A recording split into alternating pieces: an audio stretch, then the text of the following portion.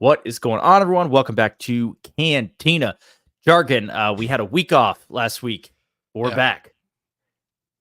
We had a lot to talk about, Yeah, man. we got 3 episodes to go over. We got, you name it. So much news, the new trailer. Right. The Tales of the Empire trailer dropped out of nowhere.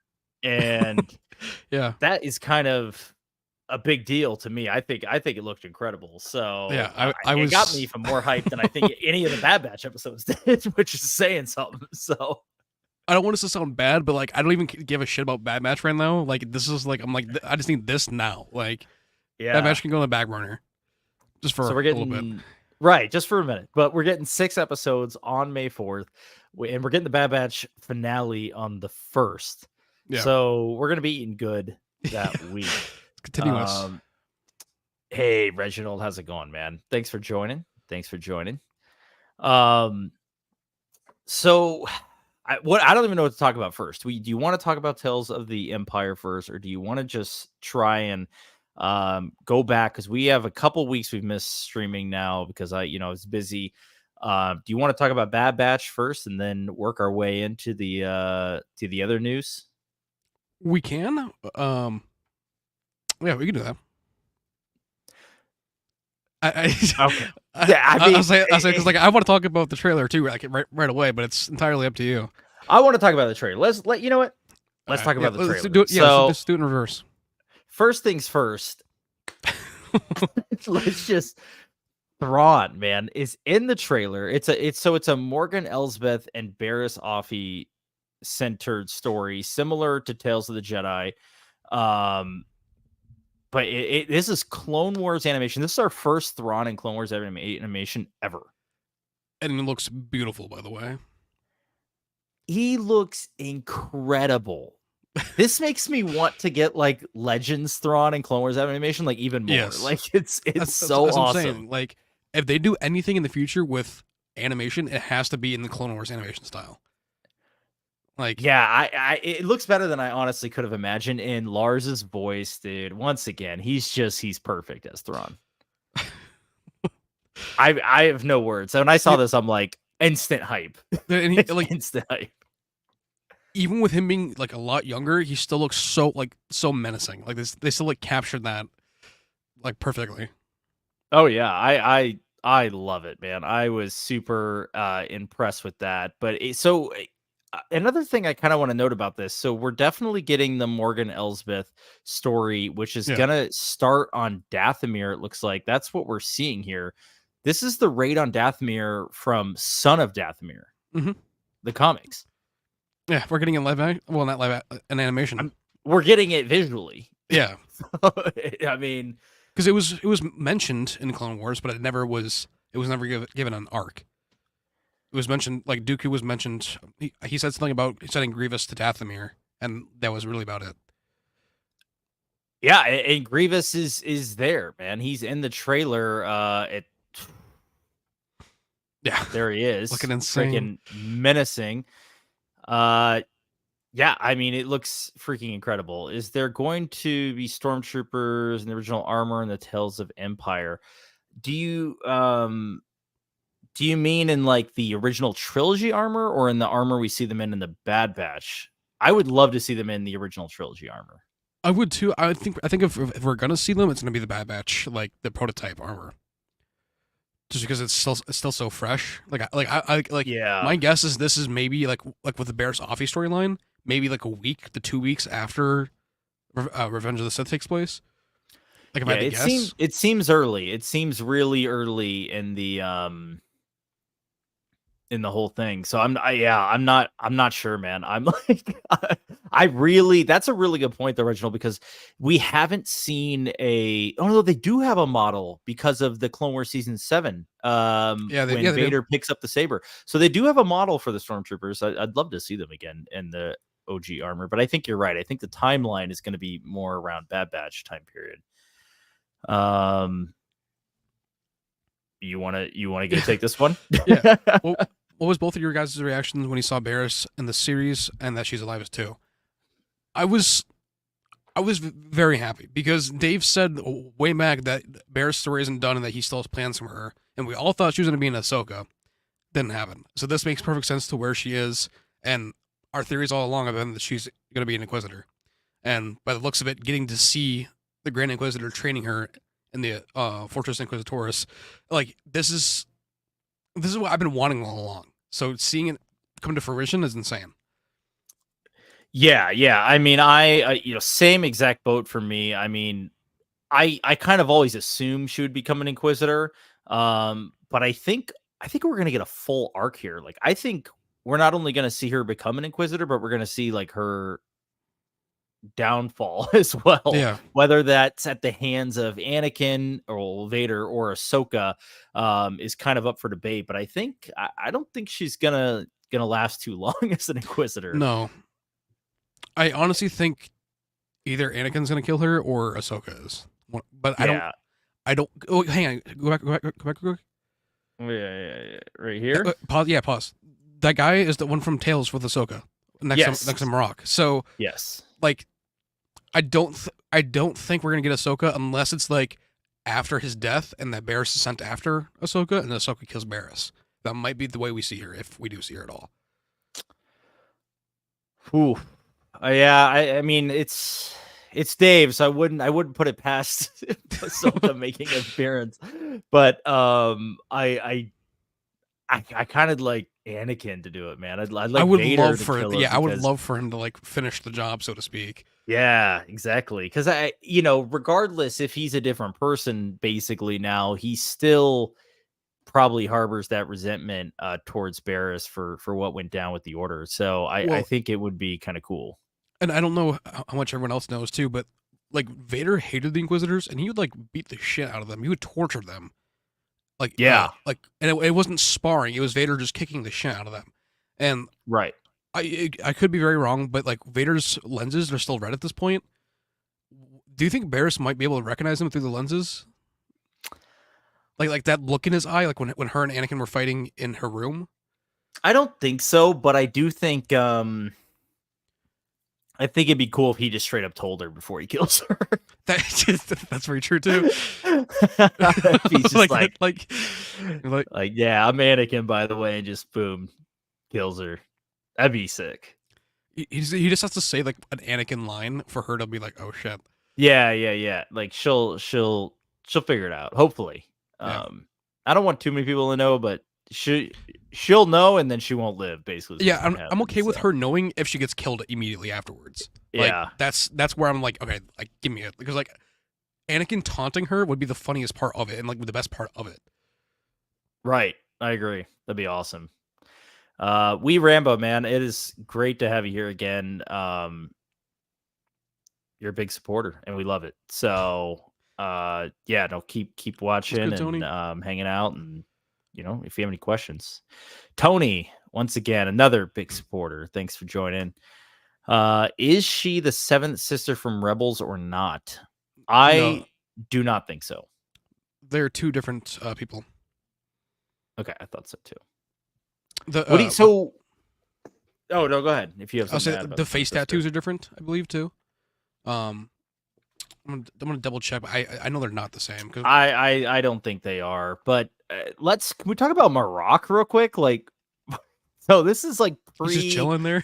This is like pre him being reanimated via Night Sister magic. I have to imagine. It's like I think there's actually a person under there. Obviously, we saw him get cut down in Ahsoka.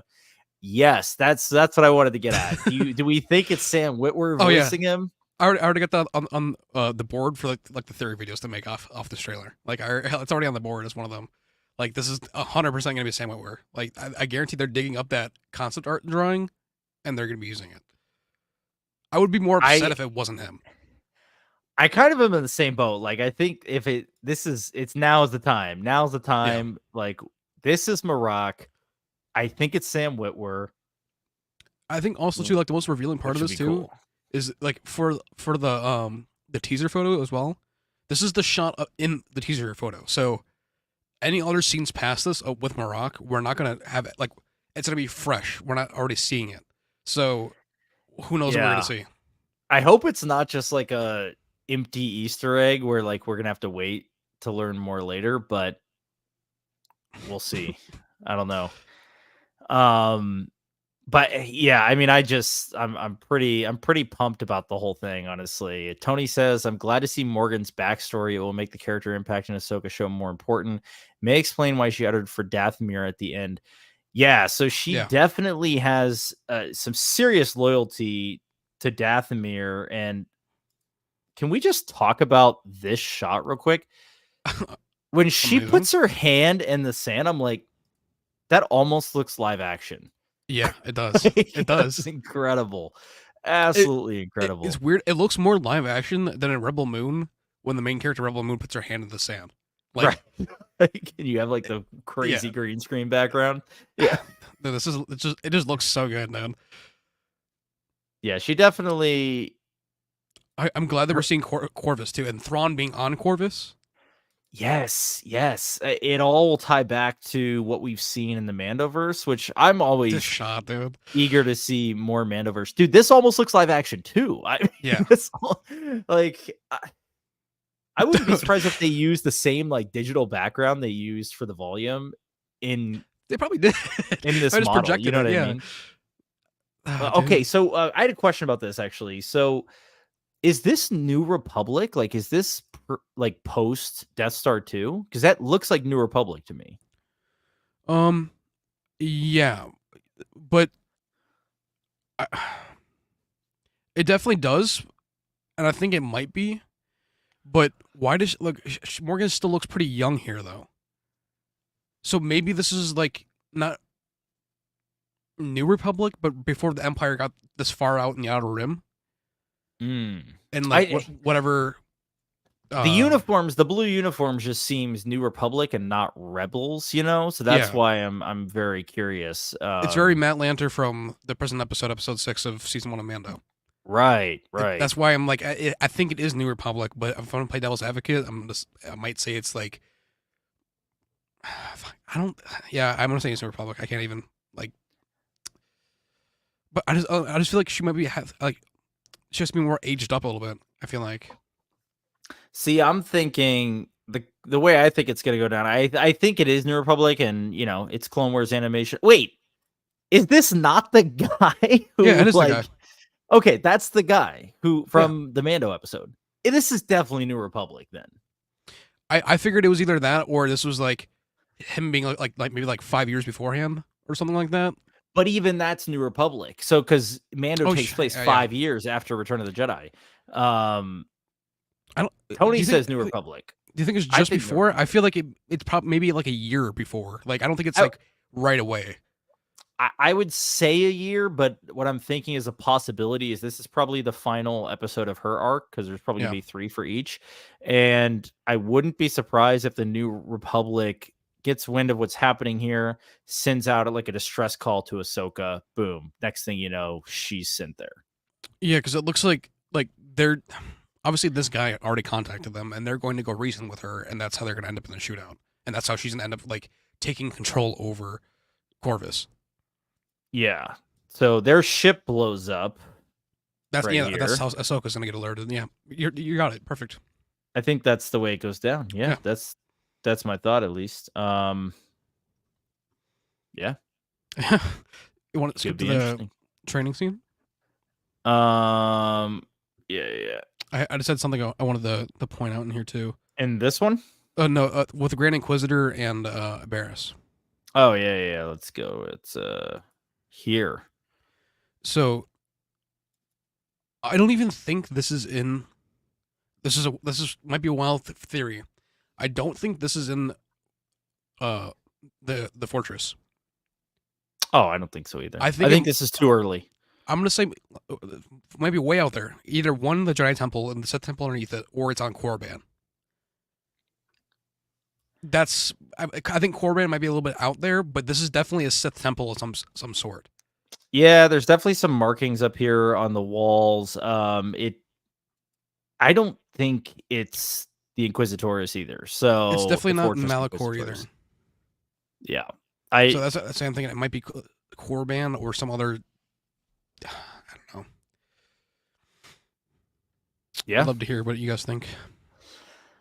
Clark says, "I'll be all for it. Darth Vader is Darth Vadering." Absolutely. Yep. Like we both said, we think he's gonna put an end to Barris. But that's what I'd hope. Him or Ahsoka, obviously. But Darth Vader, man, he in that Clone Wars animation too, like you already know it's gonna be so freaking sick. I'm surprised that they even put him in the trailer, I'm gonna be honest. I kind of am too, but these are probably so short. What are they, like 15 minutes a piece? That I mean, Yeah, is true. is it even really a spoiler? Like if the Inquisitors are in it, he should be in it. So it's very true. I just like if with him showing up, like I feel like it would be like the Rogue One scene if we didn't see it. Like it'd be like, oh shit. But at the same time, like it's to be expected more. Definitely to be expected. Tony says for Barris, it seems to me that Vader will kill Barris in front of the other Inquisitors as a threat to the others. She gets killed would be excellent. That would be sick. That'd be a good way her just being an example. Like that's like cross me and see what happens. Basically, it would almost be like how Trilla died. I could see it going somewhat similar anyway. In Fallen Order. Yeah, it would. Ooh, could we see Trilla in this? I'm all for it. I could definitely see like a younger Trilla, like just like a teens. Yeah, just a glimpse. Not like I don't want her to be the focus or anything, obviously. So, sorry, I was 5 minutes behind the stream. What is your progress on Heir to the Empire animation? So we are actually working on a Dark Force Rising trailer. I spoke with Ben earlier this week, who's going to be one of our kind of our lead animator for this go around. He shared a new draft with me, which looks freaking awesome. Maybe I can actually share it with you guys here. Basically, I'm trying to nail down some of the dialogue still for the trailer. I might be restructuring things. And I guess that's really all I can say right now. I'm just going to share with you guys a little animation. Sorry. Let me move this over to this screen over here. I gotta unfull screen this. But no, I'm glad you asked because it's obviously at the top of my mind. Like I was telling Kaden before we started, like I've been pretty busy with a lot of things lately. And for that reason, it's some of that's been on the back burner, but his animation progress is going really well. And I hope he doesn't mind me sharing some of this stuff. He's, basically shared a lot with me and refined Mara a little bit. So as you can see, the colors are just more rich, right? This is from the initial one. This is from kind of where we're headed, which has to me a little bit more of like a vintage feel to it, which I really, really, really like. So I love the like shine to it too. Like, yes, that's I think what I'm talking about. Like that's the vintage look to me. In a weird way, missing like here. Her hair reminds me of Francine from American Dad, just because of like how like how it's like layered. Yeah, and I'm all for it. Like it looks amazing. Yeah, no, I'm really, really impressed with this, and this is actually a still from what the Dark Force Rising trailer will be. So, we're working on it, guys, and we, I appreciate your donation you made and everything like that. I saw it on the fourth wall there, so where we sell merch. So, no, absolutely. Anything we can do to get this thing done is going to be it's going to be what I work on for the rest of the year, basically. But it's a really slow process also. Yeah. So it's like, when you're drawing things like this, and even if it's a minute and a half, it's going to take months and months and months and months. So, and now I got a lot of other people working on it too. So in terms of like voices and stuff like that, I had one voice in the initial one. Now I have, I think, 4 or 5 voices. And with this all being hand animated and done pretty much, I would say like in house with Ben, we're gonna get like be able to make it like the most and the best that we can, because we can be able to put input into it and be able to like say if this doesn't work or if it works or not. We're not just paying someone just to do it and then just taking whatever they make and be like, all right, this has to be good enough. Right, exactly. I'm trying to. That's the thing, we have a really good draft trailer up, But as I'm working through some of the sound effects, there's like, I might want to tweak this or change the scene. And I'm, certain scenes I might want to cut entirely and replace with something else. So I go through the comics again. And I'm like, okay, what works here instead? Yeah. So yeah, it's a process, but I appreciate everyone's support on it, and we're gonna make it happen. So that's all I can say is that's definitely a huge priority for me in 2024. So, but thanks for your question. I appreciate that. Moving on back to Tales of the Empire. Was the fourth sister Inquisitor from Obi-Wan series, and now she's in the Tales of the Empire and in Clone Wars style. Yeah, that's the She was also in Rebels as well. Was she? Yeah, she first appeared in Rebels. This one? Yeah. At least I believe. Remember her in Rebels. I thought she was in Rebels, either, but there were several Inquisitors in Rebels. I know, especially during that Maul arc, several of them showed up. So, I don't remember who all was in it though. You might be right. I honestly don't know.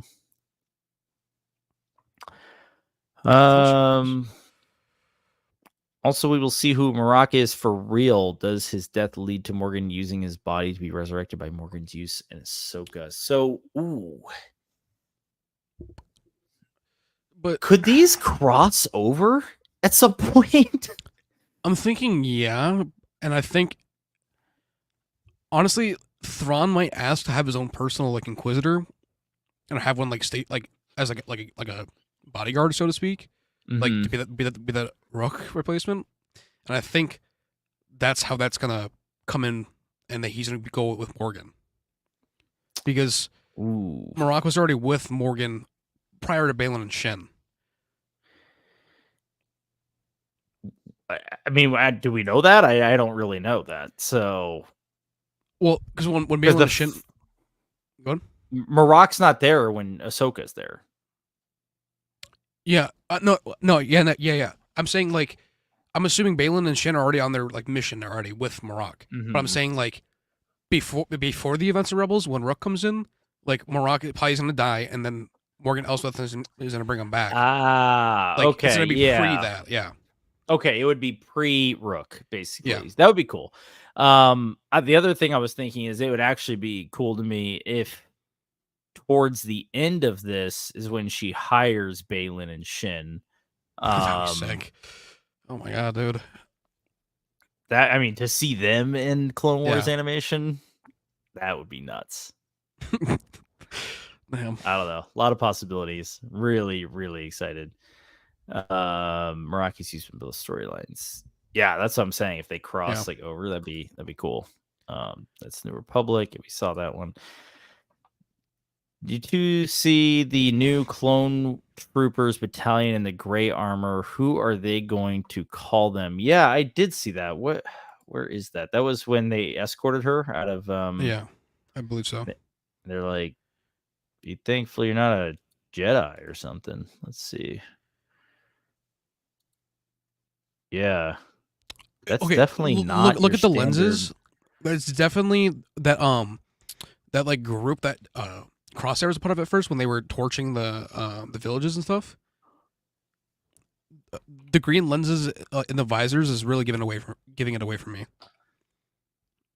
Like when they walk forward, I can't even tell they're green, but we're gonna see. Look at the ones in the background. Like the one on the right, especially, like I can see it like illuminating from the lighting on the side. I think it's that unit because those are like they have like darker clone trooper armor, and I believe it's them. That's pretty cool. That's pretty badass. Always love some new clones, so I'm all for it, man. I mean, it definitely does look green right here. Yeah, and like this is probably that one group Crosshair was a part of at times when they were transitioning into the actual recruits. I think it was season 1 of Bad Batch. Oh yeah. That's right. That's what I'm thinking. Like I think it's this group. Probably before the transition started, anyway. Yeah, you're probably right. I honestly don't know, but that's regardless, I'm all for it. Looks cool. Clark says he'll turn into a giddy school. Do you mean a giddy school girl? Delta Squad from Republic Commandos make an appearance and hunt Jedi. Can we talk about Delta Squad real quick? Because like we got the Scorch name drop in the last Bad Batch episode, right? Scorch is not a good dude. I don't think he's turning anytime soon. So I don't think any of them are turning. No, none of Delta Squad. Delta Squad is straight up evil, which I'm actually fine with because they're loyal to the Empire. I would love to see more of them, hunting Jedi and that kind of thing. I would love to get more confirmation. Like, is it just Scorch that's left? What about the rest? Yeah. Or, like, I would love for when, because it's inevitable, it's going to happen. When Tantus gets stormed, are we going to see the 4 back together?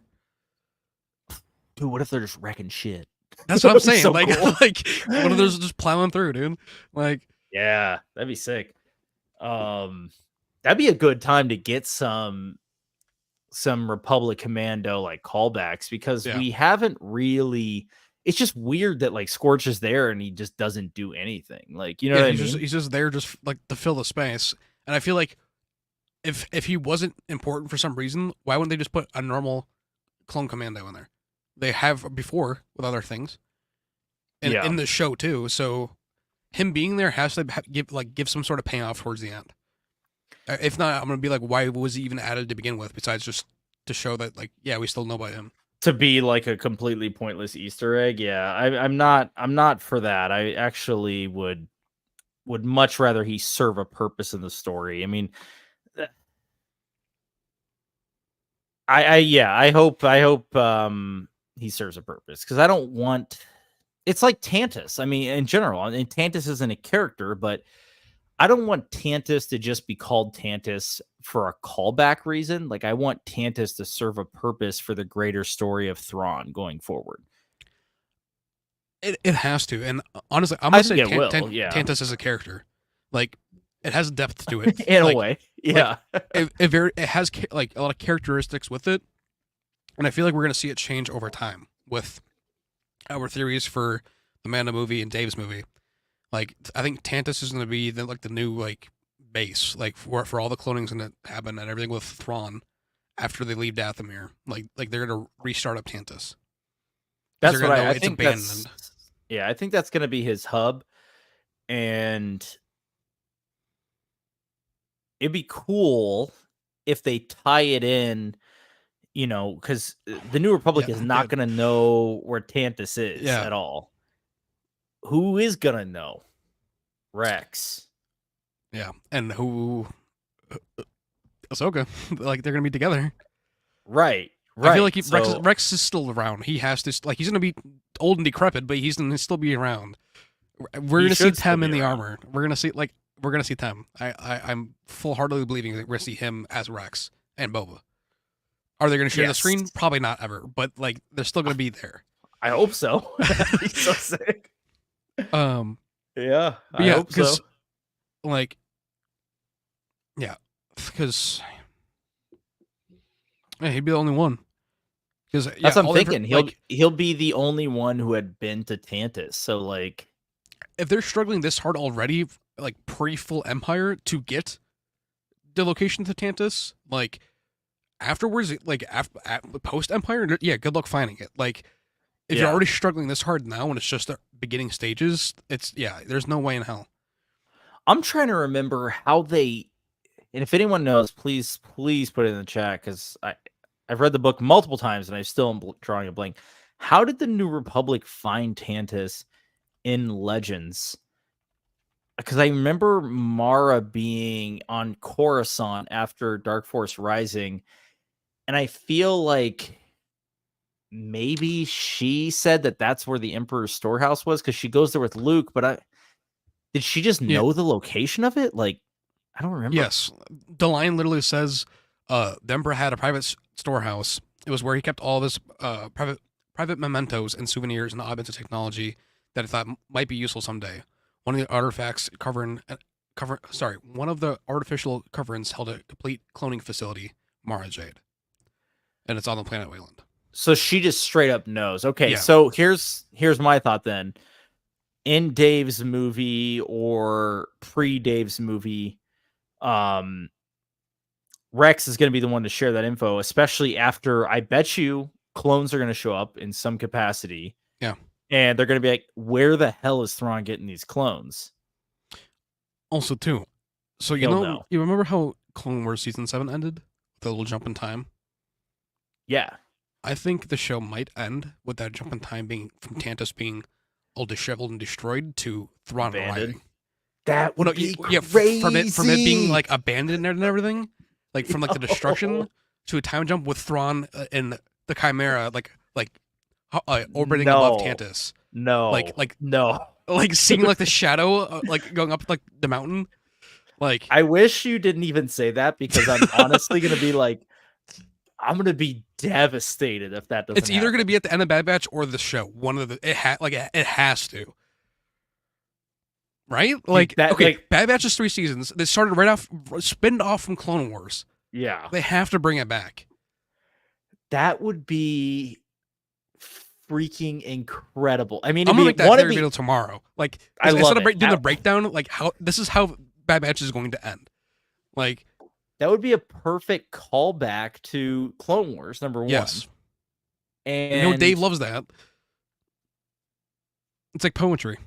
Oh my gosh, dude. That would be freaking incredible to see. And we know they have the Thrawn model now. Yeah. In Clone Wars style. Like, it's all a little bit more fatter. Like, we're good. Yeah. Put a white uniform on him. You're all set. Oh man. All right. Let's keep going. We're getting behind now, dude. That was like, I don't know if you just pull that out of your ass. That's like incredible. I did. I was just thinking, I'm like, dude, I could totally see them like pulling it this way. Like, I freaking love it, dude. I hope that the creators have gone down the same rabbit hole, because that's like, it's perfect. It sets up Thrawn's story. I don't know, Filoni, whoever's directing these episodes. I'm saying like Filoni would be the one to think of that and to be like, yes, we're doing this. Jeez, I freaking hope so. That would be so sick. I'm really, really expecting that now. So when it doesn't happen, I'm gonna be like, you gotta be kidding me. No, I really would love to see a little time jump. That'd be awesome. Because they also do like part of that where it's like showing where Omega ended up. Right. Oh, God, dude, if we see adult Omega at the end, I think we're gonna see adult Omega. Definitely by the end, we're gonna see like adult form, or at least like teen version of Omega. I am so hyped for this finale. Like, okay, like what do you see here? Like her hair's longer, and you see her like her say like tech. I doubt she'd say it, but just like something like along those lines of like letting us know like one of them is still alive and is looking after her. Who do you think it'd be? I think it'd be Wrecker. I think it'd be Wrecker also. Yeah. Yeah, I think it'd be Wrecker. Or Crosshair would be kind of cool. I feel like he's gonna die saving her. He'll sacrifice himself. No, I agree. I feel like he's gonna die at the hands of Cody, honestly. Oh, that would be brutal, man. But I hope at least it's like, he does save her or something. Something along those lines would be cool. I think if Cody kills Crosshair, Hauser will kill Cody. Because of this rivalry that Hauser and Crosshair have had. Right. That would be cool, because Hauser still hates Crosshair clearly after that one episode. So, yeah.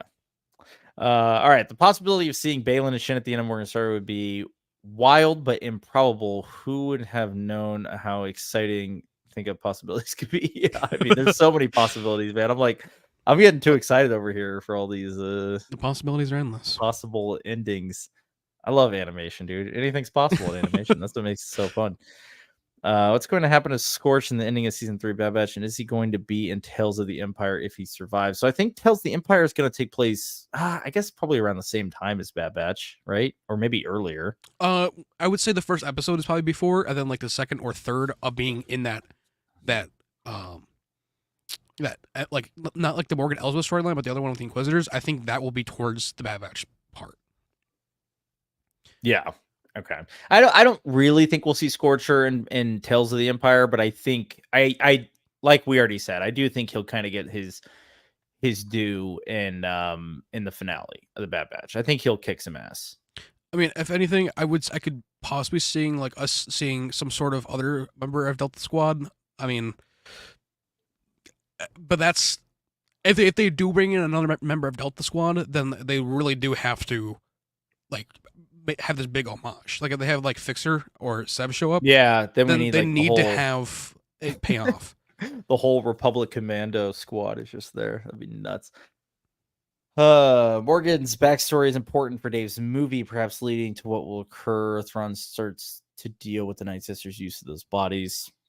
What is Morgan's revenge? So I definitely think it's important to Dave's movie. I think we're actually going to get a.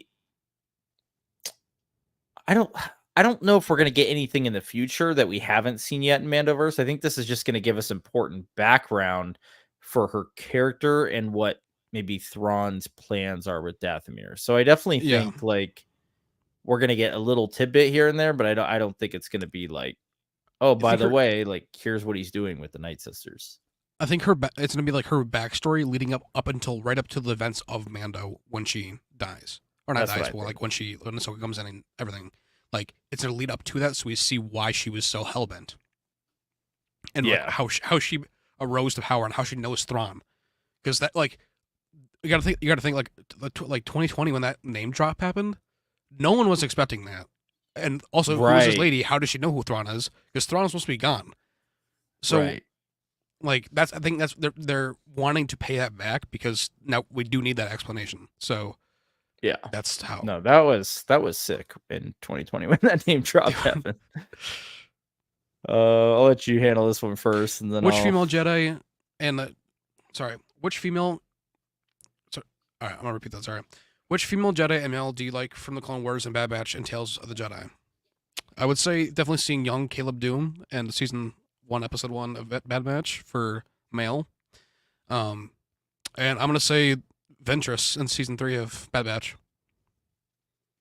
Yeah. So far, like that's my biggest two ones. Obviously, seeing like young Dooku was great, but not nearly as much as Ventress coming back. Yeah, I've always liked Ahsoka, obviously, but I also would go with Ventress. I think her story is a lot cooler in terms of, you know, her being kind of an assassin for Dooku and being cast aside. You know, even Ventress was even in the 2D Clone Wars. So I gotta agree with you there. Attack of the Clones too. Yes. So I gotta agree with you. I like Ventress a lot, so I'm gonna definitely choose her. And for the male Jedi, I'm gonna go really, really basic and just say Anakin. I think Anakin in Clone Wars is like he made that show, and not only that, but Anakin in the Clone Wars made Attack of the Clones and Return of or Revenge of the Sith better, in my opinion. But what 100%. Say you, Reginald? What do you, or who are your favorites? I know you're saying, did you like Barriss? Yeah, I like Barriss, and I really, really like the arc with her and Ahsoka, and Anakin. You know, when Anakin almost goes full dark side on her, but so I'm a fan of that one for sure. Honestly, I honestly thought you might even say like seeing like Gunji. Like, I thought you were gonna throw like a curveball and say like Gunji and Bad Batch. Like, I thought you were gonna like do that. No, that Gunji was cool and all, but I'm not like I need to see Gunji. It was a neat callback. Yeah, that's not my answer. Not my answer. Tony says Barriss is not that important other than answering fan long-term questions about what happened to her. What's important with the Barriss side is Marok. I kind of agree. Like, to the long-term story, she's really not that important unless she's somehow still alive. Then she could be a foil for Ahsoka in the live-action space. It might help with Thrawn being, I don't know, what is it, 6 or 7 Force users against a non-Force user? It might help. I think she's going to be cannon fodder, though, towards the end. Like, I think that, like, her story is part of this, but it's going to end just like how Dooku's ends at the end of at the end of Tales, like leading into the movies. Kind of like, okay, we know it now, you know. I think you're right, Tony. I think it's answering. Yeah, I think it's it's more context around the Inquisitors, and it is answering a lot of fan questions around Barris, because there's been this question mark overhead ever since like Clone Wars ended, and we don't know what happened to her. Yeah, she had so many fake deaths already, so just Right. catching up to Shock T with the amount. Oh my gosh, Shakti's 3 canon deaths. Like, which way do you want to die? I guess. I mean, good lord. What happened to Commander Cody next after Bad Batch Season 2? So this assassin that we've been seeing, this clone assassin in Season 3, I am 100% on board saying that that's Cody. The vengeance he has against Crosshair, so. And honestly too, with almost in a way with Scorcher being his its handler, I think the only person that would fill that spot would be Cody, because he was saying he wants to get out and didn't get out. That's what I think. I think brainwashed Cody. His name in the show is CX2, I think, right? Is that right? Yeah. And I think with that too, like it gives Cody perfect like the reasoning to why this clone is still hellbent on killing all these rogue clones is like it gives him perfect reasoning. Like it makes perfect sense to why Cody would want to go after them, because he'd see them as defective and see them as the enemy, the threat against the Empire, especially with him being brainwashed. Yeah. Agreed completely. I mean, I got nothing else to add because we've talked about it many times, but I think it's Cody 100%. Yeah, I feel like it has to be. If it's just some random clone, it's not going to make sense. It's not going to feel right. Right. I mean, and also, Reginald, you're mentioning Season 2 of the Bad Batch, which is the last time we saw Cody. Like, obviously, they didn't finish the story, which is kind of weird, right? Like, they just kind of left it open. So they're going to have to wrap up that story in some way. And I think it's going to be in the show. So he's got to come back at some point, and I'm afraid that he's been brainwashed now. But because also too, like with this end of the show, I don't know if anyone's noticed this, Joe. I know you probably have, but with this season, they're tying up so many loose ends and like setting up these stories. So like hearing Echo picking up Gregor, seeing Wolf, and Wolf already like not totally on the Empire side. They're setting that up for like Rex, Gregor, and Wolf going Jupa hunting in Rebels. They're setting everything up with Tantus, and now with these shows, they're setting it up with Morgan Elsbeth and Marok. They're tying up all these loose ends for it to make sense with the current live action stuff that we are seeing. Yeah, that's what I think. I think it's like filling holes, basically. Yeah. So Cody being a main one too, because that's I'm not gonna say a plot hole, but a loose end from Season 2. Well, it's certainly a loose end, and he was supposed to be in Obi-Wan in the TV show originally. He was in the original script, so the fact that he wasn't just leaves more of his story open that we need to know. We need closure. I think we're gonna get it. I think he's the assassin, the clone assassin. And also too, if he's pulled out of Kenobi, there's a reason for it, and they're gonna pay it off in some other way. Yeah. Bad Batch was obviously already in development at that time when Kenobi was, so it adds up. I think they were probably working on the Season 2 script at that time. Oh yeah, dude. Season 3, the voiceovers were recorded like 2 years ago. Yeah. Think about that. Like, so it's still insane to think about it. That's been like that long. I mean, animation takes time, even with a full team. So we already talked about. Can't wait for Cantina's breakdown. Me too. I'm ready for it, man. Like Barris, we covered that one. So regarding the Tales of the Empire trailer. Did we get too much of a trailer? Is there room for anything new that we didn't get to see? So I think we got a glimpse at every arc that's going to happen, a solid glimpse. And I don't think it's that big of a deal, because I watched the Tales of the Jedi trailer back, and it's very similar. Like, we see a lot. Yeah, we see a lot of what happens. I guess it's like, it's the details that matter in these for me. Yes. And the small little quick cutaways that that give so much, like with the clone helmets, with being able to see the little green tint of the visor, like they're Marok being in there for 0.3 seconds, like when they're making these trailers, every little frame is very deliberate. So they want to give you something. They're giving you an inch and leaving it for a mile of theories and discussion, because they want to get you intrigued, but they also want you to see a snippet from each episode. I wish we had trailers this long for all animation stuff of Star Wars. I think Bad Batch season 3 trailer wasn't even that long. It wasn't even 2 minutes long. It was if I'm not short. mistaken. It was like 1:06, I think. Yeah, and supposedly all the remaining clips from it, which is like 2 seconds or something, is in next week's episode. So, we're gonna be we're pretty much flying blind now. So I love that too, because that's like when that happened with Ahsoka, perfect. Yeah, it was great to be flying blind for Peridia. Tony says, I have a Ventress's backstory is mentioned by the producer to be explained in further content.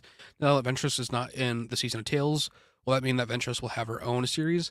I don't know so much of her own series. I think that they will wrap up her future with this show. She could show up in Tales, but I generally feel like they're gonna wrap it up by the end of this, which will probably be Omega with her. If I had to guess. Yeah, I'm kind of thinking the same. Here's the thing: there's gonna be another series after Bad Batch ends, 100%. There's always animation going on. Lucasfilm just hired 2 more animators. They're opened up 2 more positions for animators, so there is going to be another show. Now, whether or not that is following Ventress and Omega, cool. I'm down. Maybe it has to do with the hidden path, I was just about to say that, and all that stuff. Tales maybe of the we Path. maybe we get Cal Kestis. I don't know. It'd be insane. I'd be down. Yeah, it'd be insane because then they could leave open the door too with Quinlan in the path. Sure, I agree. Or maybe we don't get a series around Ventress and we see her in a later season of Tales of the Jedi, or maybe, like you said, maybe it just is wrapped up in season 3 here. I would like to say that it's like I hope it's not, but at the same time, if it is, I would be totally okay with it. I just feel like that they're like with they're bringing Ventress into this new animation and doing all the modeling and stuff. I feel like they're gonna want to get a little bit more use out of it besides a couple episodes in Bad Batch in a season finale. Like they're gonna want to use it for like longevity wise a little bit more. Yeah, I think so. I think that's why it makes sense that the next series probably would focus around her. I mean, we very well could just see like Barris getting destroyed by Ventress too. Like, I guess that's a possibility now too. Like, okay, that would make sense because they were working together in Clone Wars in season 7. Well, not season 7. They were when Ahsoka got framed. That was season 6 or 5. At the end of 5. 5. Wow, that's 5. Yeah, they were working together. So, yeah, Tony, I can go with the series called The Path. Exactly, The Path or Tales of the Path. Like, I'd be down for The Path for sure. That'd be cool. I just want more good animation. So, let's shift news, man. This is huge. You guys know who this is? Joris Sabaoth. He's getting an action figure from the Black Series. I mean, this is big. Why would they be dropping this now, of all things, too? There has to be some sort of day reason. One. I pre-ordered day 1. Too. Yep. I kind of agree. The timing is interesting. The timing is very interesting with Tantus. What saber she has? It's not Luke's. Yeah, I think it's her Emperor hand saber, is it not? Yeah. Can't even tell from here. Yeah, it's not Luke's. That's right. But yeah, this is pretty interesting that we're getting this Black Series set with Mara. It's got Joris and it's got a Luke clone plus regular Luke. So for us Legends fans out there, guys, this is a big, big win. They're supporting this storyline still. That's what I'll say. My question is, why does Joris almost look like, I'm not gonna say Javier Bardem, but like Daniel Day-Lewis? It's probably a retooling from another figure. So I don't know, man. I don't know where the face sculpture came from, but it's actually a really good looking Joris figure. Yeah. Like if this is, if we got him in live action, via this whole Mandoverse era. This is what I want him to look like. It's perfect. Yeah, exactly. Like, he doesn't look as like crazy and like out there. He just looks like almost like he's just been like, I don't know, he's like a leader of a cult. Like, he doesn't look as like deranged. He looks like he's just been like studying and meditating and festering. Yeah, he kind of just looks like a old Jedi. I mean, which is he's just got some, some evil tendencies. So pretty pumped about that one though. That's a good one. Looks so cool in that too. Like, just that pose. Timing is always interesting. Exactly. They're just doing it randomly. There's reasonings behind this, I feel like. Yeah, there haven't been a whole lot of Legends figures. They did Star Killer, obviously, because Star Killer is a fan favorite. They did Revan. Neither of those really tied back into anything, but they've been doing this, the Heir to the Empire tie-in pretty much since post Mando season 2, and they did the Luke figure, and they did the Mara figure, and now they're doing the Joruus figure. So, I don't know, man. It's interesting. It's very interesting. I like it though. I like that they're at least supporting it to some degree. So this is our first look at some panel art for Star Wars Celebration 2025 in Japan. And it looks sick. That's the poster for Celebration. It looks incredible. I really would love to go. That is going to be one hell of an expensive trip though, I think. So I'm gonna have to not go, but just waiting for Chicago. It's got to be after this. I feel like. Yeah. Hopefully it's back. It was Europe last year, right? Yeah. Or I guess that was last year. Yeah. And then the year before, I believe, was Anaheim. Right, that was the one I really should have gone to because it's like only a few hours away. But that's what I'm saying. Chicago's a 3-hour away drive, dude. Like. Yeah, Chicago one I could probably make it work if I, stay in Michigan. So we should definitely try to go though if there's one back in Chicago. That'd be cool. I know. It's not like I'm gonna try. It's gonna happen. I'm gonna be there. Yeah, I know, but we should link up there for sure. Oh yeah, no. So maybe even do a live show. You never know. Ooh, be cool. Be fun. You know, Tony would be there too. Star Wars Sith, like. Oh yeah, Tony would be there. Diamond Figs probably too. I'd assume Diamond Figs would be there. Yeah, all the guys would be there. It'd be cool. Really cool. Same. We got some sequel news with the Rey movie. So Daisy Ridley said in an interview with Screen Rant that she wants John Boyega to become a Jedi, Finn to become a Jedi, but it's above her pay grade and she doesn't have any say in it, but she would like to see it happen. So maybe she's planting little seeds in there. Maybe she's just telling it like how it is. But I still think that's a win in some way. Yeah, it could just be wishful feelings thinking. Aside. It's hard to say. Feelings aside, like it's if the lead of the movie is saying that this should happen, Disney should be taking that into account, or at least the writers for the Rey movie should be. Unless they're promising some sort of time travel that's going to allow them to undo some things. I don't know. My interest in this is waning. So I can't say I'm super interested in that personally, but hey, for those who are, you're getting a continuation of Rey's story, and that's hopefully, that they do it justice. So Space Jesus might return.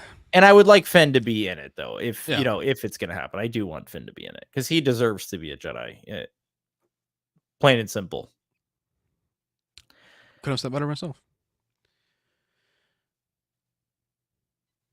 Ewan McGregor says he's pretty sure he'll play Obi-Wan again. I've got a few years yet before. Well, I mean, I can agree. Like, he probably will, but like, in what context? Like, what are they going to have him in? Like a Clone Wars live action or something like that? I mean, that'd be freaking awesome after seeing the Ahsoka stuff. If anything, I could see them doing like a season 2 of Kenobi, and that leading up until the events of A New Hope. But that's probably pushing it. Like, probably really pushing it. I think that's more wishful thinking than anything. Like, I really hope not. Yeah, I'm just saying, like, I mean, I just don't like it. Kenobi is supposed to be essentially doing nothing but watching over Luke on Tatooine, and we see that in Rebels. Yeah, but at the same time, in Boba with Chrysanthemum having the scar already from Kenobi, yeah, that when I saw that, I was like, okay, so with the Kenobi show, we're gonna get that, and we didn't. And there was I so many kind things of that thought the like same were thing. left out, like everything with Jabba trying to hunt down Kenobi. He didn't know it was Kenobi, but he's trying to hunt down this person in the desert who's taking out all of his shipments of spice. Yeah, Like Chrysanthemum attacking Luke and Uncle Owen, and Luke having to use his T-16 Skyhopper. Like, I would still want to see that, and it not be if it's done right anyway. yeah.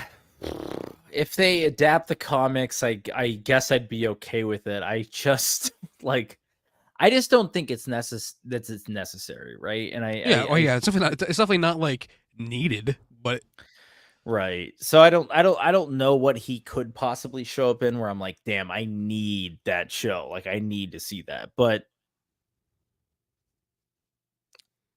I love you and I'm open to it. I'm always live open action to Clone it. Wars. That's what I'm gonna go with. That's the one thing. If they did like a Clone Wars arc as a movie, maybe an arc we didn't see in animation, I would be really into that, especially with how well Anakin portrayed Clone Wars Anakin in the Ahsoka show, Yeah, and seeing Ariana Hayden come back. Greenblatt as Ahsoka.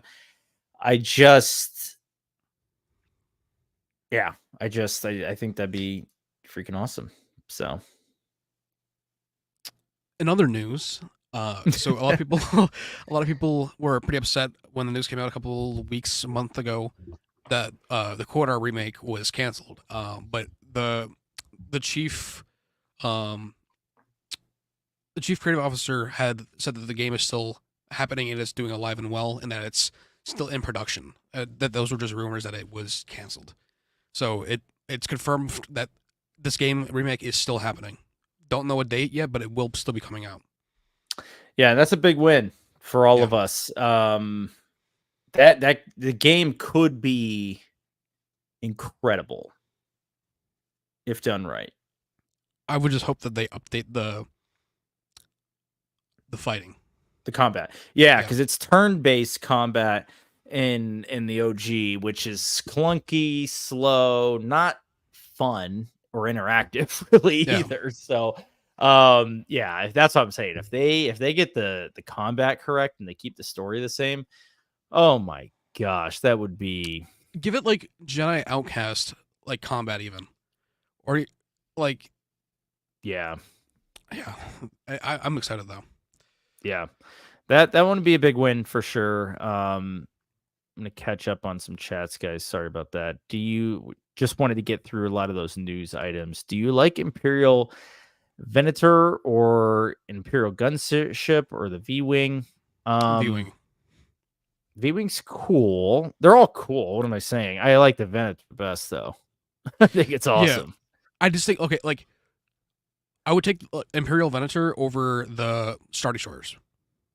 Yes, but same. With the gunships, I would still prefer the LAATs. But the V-Wing, I think, is very underrated.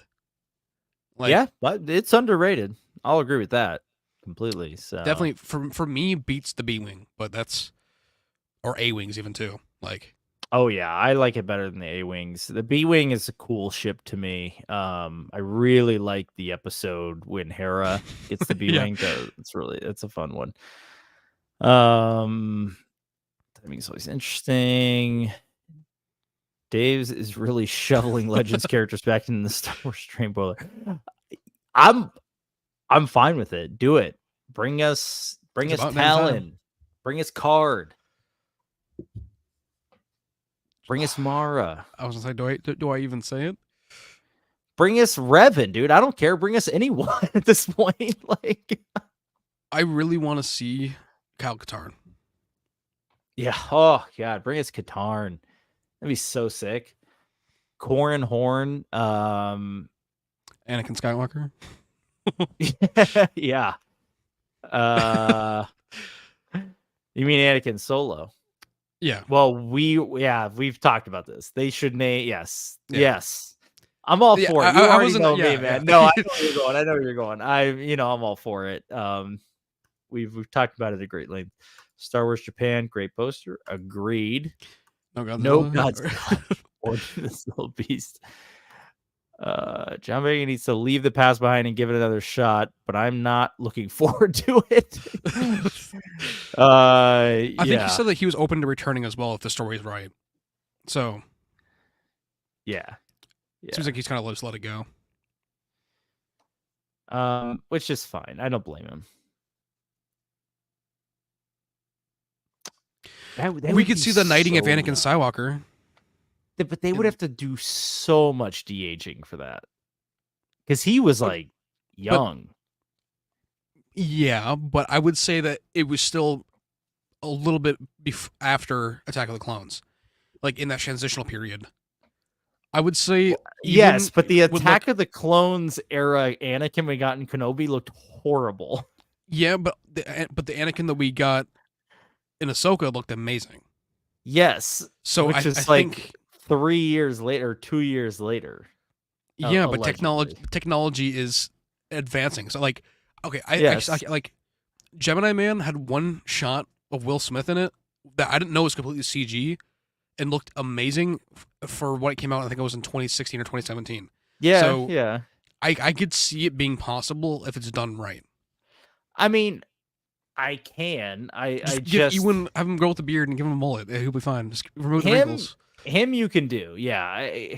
This is the thing for me with the de-aging. I think it works better when you're just de-aging an adult back to a younger version of that adult. Yeah. But when you're taking an adult and trying to make them like an adolescent, I think that's when it gets a little iffy for me. And I think Anakin is too young in that era. I just think like it might look a little wonky. It's very true, but we already saw that Anakin essentially in the first flashback when Anakin had his Clone Wars armor on. So that's what I'm saying. Like if they bring it back just a little bit more, I think it'll work. Because that's pretty much right then and there. That's true. That is pretty much right after his knighting, probably. So within 6 months, yeah. Yeah. Well, I'm down. I'm not gonna. If they give us an Anakin Obi-Wan movie, I would never be mad about that. Yeah, I mean, it can look a little wonky as long as we get it with Ventress and live action too. Rex, bring Ariana Greenblatt back. Like, yeah. Give me Phase 1 Rex in live action. Yeah. I know we saw him like basically in the background, but I'm talking like helmet off though. Like I want to see. I want to see Tem wearing a blonde wig. Right. And with the accelerated aging of clones, he could literally just be himself right now, basically. You know what I mean? It Tem looks amazing, dude. From being in the 60s, like. yeah. Man, love Tem. Hope we get him in the Manda movie.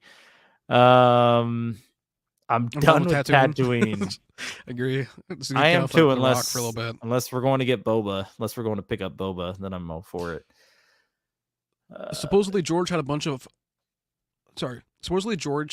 unrealized Clone Wars stories that Obo and Anakin could be used in. Yeah, just like the missing arc with Anakin and Kenobi talking about when Ahsoka left, and that Anakin was blaming himself for it. The recreation of it on YouTube is insane. Like I would love to see that live action. Yeah, but there's that. There's actually that's crazy because there was an arc with Boba, right, and Cad Bane, which we didn't get, but we definitely got like confirmation that happened with Cad Bane's in that match head, and then from Boba Fett, and Book of Boba. So I mean, it definitely happened. So you could do like a Clone Wars style movie that takes place, towards the end of the Clone Wars. That'd be cool. Sam Jackson wants to come back. Yeah, the de-aging for Sam Jackson and Captain Marvel and in Secret Invasion looked great. So he looked great in Captain Marvel. Yeah. He looked so great to the point where I thought we were back in like Triple X with the Kiss My Ass Scarface. Like that. Dude, that's what it took me a while to even realize like that it was digital at all. I was like, this. I don't know. It just didn't even phase me. I'm just like, Yeah. oh, young Sam Jackson, like cool. So we've come a long way since like Tron Legacy. Have you watched Tron Legacy yet? I know you haven't even seen it. So I got halfway through it and I fell asleep. But oh Jeff my Bridges god. still looks so bad. Like, I remember it looking a little bit rough when I saw it the first time. Yeah. But it definitely hasn't It's aged well, so to speak. It's rough. We've come a long way. That's what I can say about it. But for the time, it looked good. I'm just gonna say, at the time, I was like, "Wow, this is cool." On the Tron topic, do you think Olivia Wilde could play Mara Jade?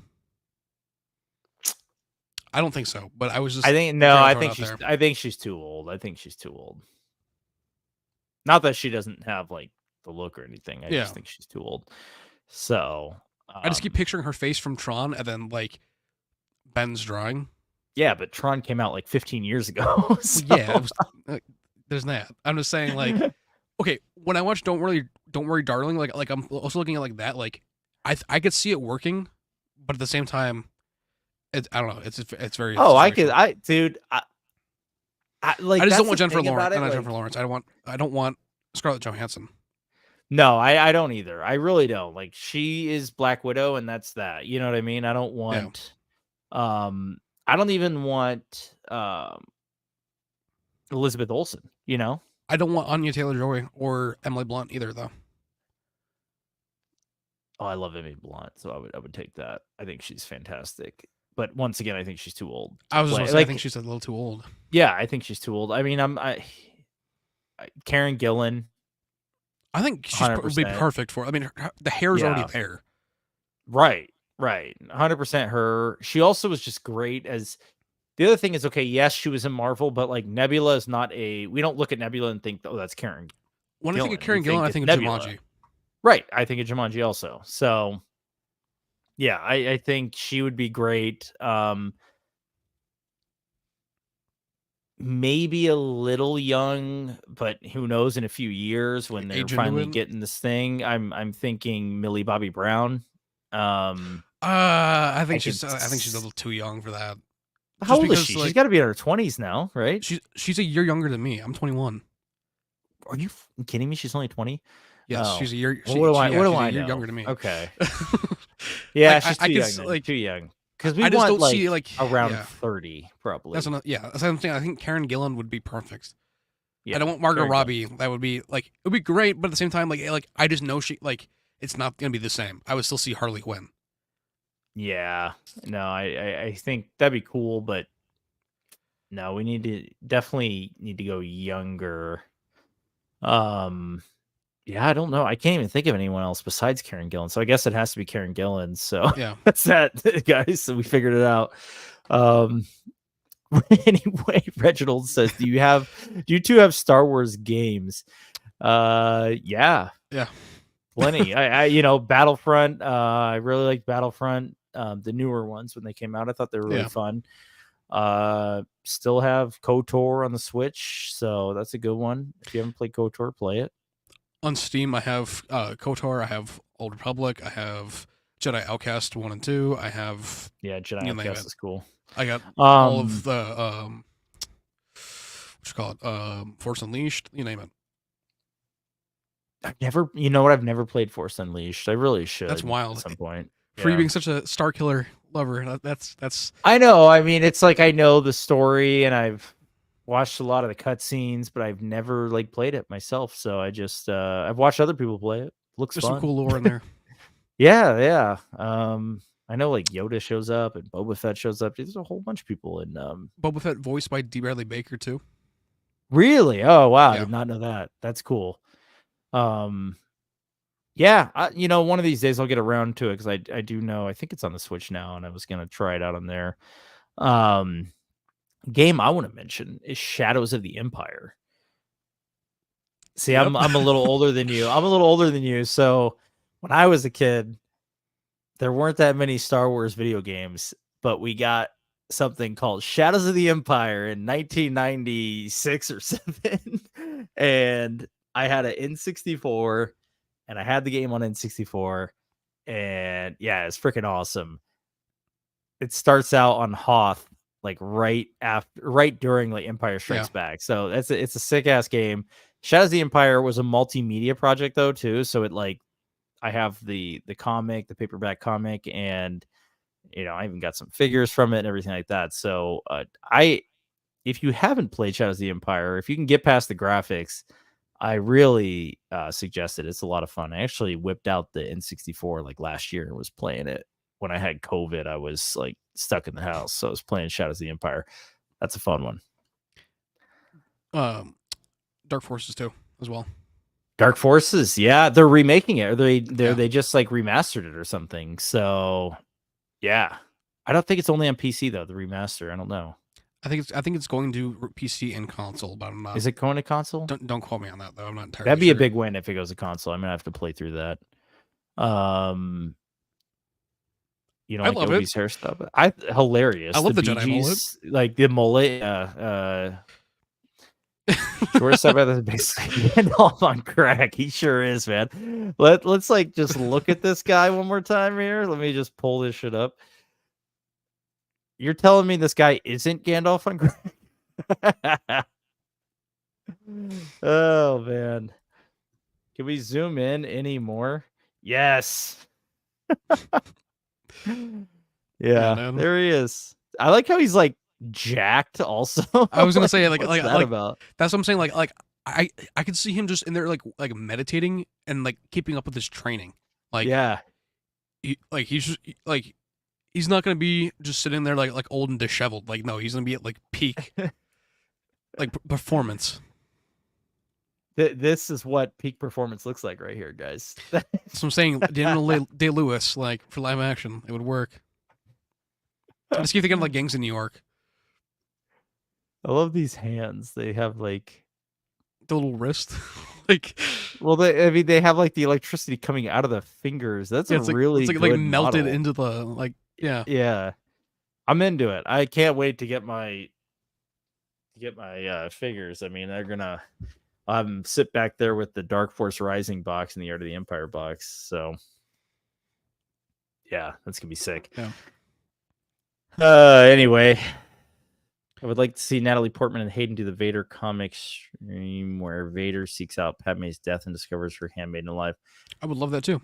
That would be so sick. I would love to see Vader go and visit Padme's yes grave. Yeah, that's like a dream project to watch that unfold. I don't think they're ever gonna do it. I don't think they will. I don't think they would want to show Vader outside of the mask, like without the helmet on. Like right. It would be insane to see just for even 15 seconds. But like, if any clone walks around, and, like they're gonna be destroyed. Like I don't think that they would go that far with it. Yeah, I don't think so either. I think it'd be cool though. I'd be all for it. So I would love to see Vader like broken, like when he's alone at Padme's grave, like see him being like broken, and like seeing like new flashbacks of the Clone Wars in live action, and him like reliving everything. Yeah, I that's like I said. I mean, that's like a dream project, man. To get like a real like Vader centric story, that'd be so cool. Tony says, when I was a kid, comics was all there was. I started using games in my 30s. I was raised by my grandparents, so I got VHS and I got comics. So, yeah, that's nothing wrong with that at all, Tony. I'm raised on VHS. My first game system was an N64, so in the 90s, and it was see, mine was a GameCube. It was crazy.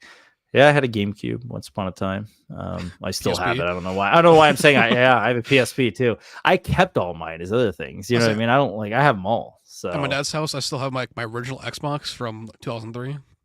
Awesome. From when I got it. Still got like Halo Combat Evolved on it and everything too. Like, yeah, Halo, man. That was the game. Yeah. Oh. All right, what do we got here? We got, says, do you remember Clone Wars Old Adventure Online? I don't think so, no. I don't even know what that is, but I'm gonna have to look into it because it sounds interesting. Change Jorah's head for Palpatine, and it's the same. Tony, I'm going to have to strongly disagree. Do you remember Palpatine having a full-on I was going to say, pact? When was Palpatine ever jacked? When was Sheev looking like this? Yeah, I'm going to have to disagree with that. This is heavily... The funny thing is that this is heavily based off the comic because the chain and everything, he has like an open, thing, and he's got that chain in the comic. So I'm going to have to disagree, Tony, on that one. I don't know. Atari. Yeah, Atari. All right, let's take a couple minutes if we can, if you got time, and just chat about Bad Batch. 9 through 12. What you liked, and where you think things are headed now. We only have a few episodes left, so 3 episodes left. Episode 9 with Ventress has been my favorite out of the entire show so far. Like, I never thought I'd see Ventress using Brazilian Jiu-Jitsu on Wrecker and Crosshair, and seeing her like this much in hand-to-hand, and as fluid as it was, like, and the fact that Ventress showed so much restraint, and that we've never seen her be like that before. She's always gone just out of anger and going for the quick kill. Like, she's genuinely trying her hardest not to harm them when it comes to like being lethal anyway. Like, I think she's like, no, it shows a lot of growth for her, but I think that's due to her time with Quinlan. I was really pumped to see her, and she is just as awesome as I remember. So I do hope we see more of her. I gotta say though, as far as like Bad Batch episodes, I still liked was it 10 and 11? Yeah, I like them better.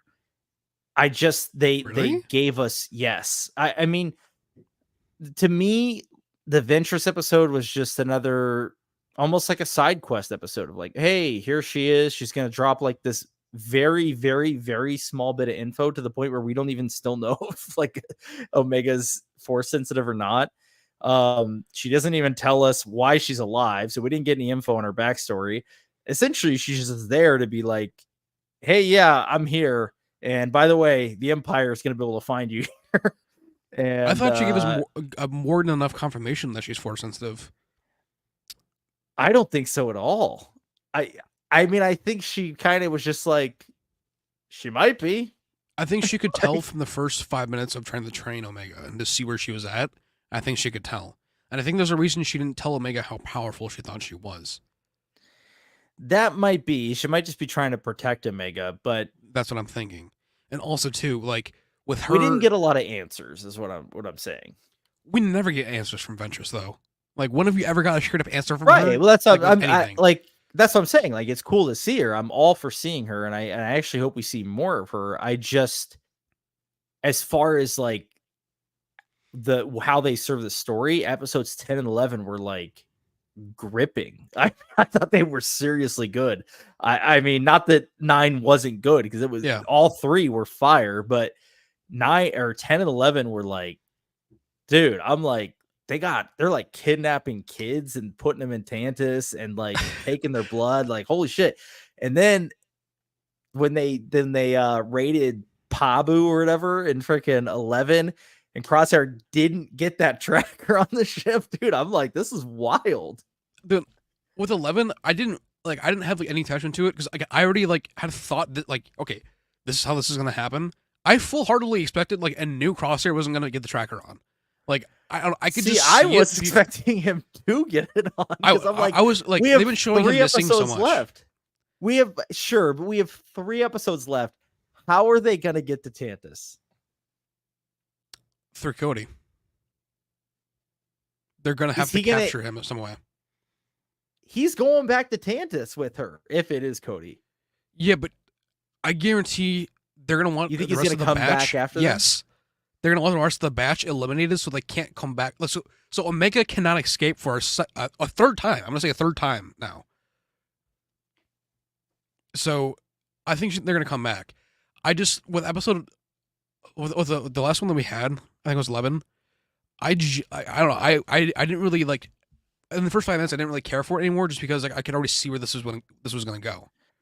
With 10, it was definitely more like heartfelt and like I felt for the characters, especially like Mhm. Emery and seeing her like she's starting to not want to be a part of it, and I think she's an Yeah. aid in letting the clones free. But 11, I was just like I want to move away from this already. I want us to be gone because we don't have a lot of episodes left, and there's still so much story left. I So mean, I was I kind of will just say waiting for it to this. pick up. Okay, fair enough, fair enough. Different strokes, different folks. But I will say this.